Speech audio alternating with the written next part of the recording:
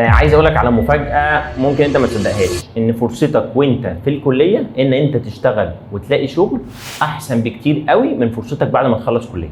انا دايما بقول للناس ايه؟ ما تضيعش وقت الكلية في الكلية. يعني ايه؟ يعني استغل يا اخي وانت في الكلية طالما عندك وقت، استغل 6 شهور بس اتعلم فيهم مهارة جديدة. زي ايه؟ زي الجرافيك، زي الفيديو اديتنج، زي الديجيتال ماركتنج، زي البرمجة. 6 شهور بس استغل الفتره دي ان انت تتعلم فيهم مهاره جديده جنب الكليه، وبعد ال6 شهور ان شاء الله يجي لك اول كلاينت. واول ما يجي لك اول كلاينت هتلاقي الكلاينت اللي بعده واللي بعده واللي بعده كلهم جم وراه. وانا اعرف ناس كتير جدا لسه في الكليه، لسه في سنه ثانيه وفي سنه ثالثه وشغالين كويس جدا، بيقبضوا مبالغ محترمه جدا. ليه؟ عشان اشتغل على نفسه وهو في الكليه. طب ليه انا بقول لك بعد الكليه الموضوع اصعب؟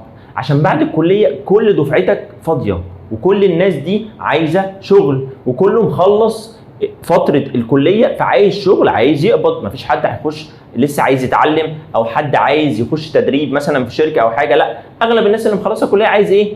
عايز يشتغل عشان يقبض.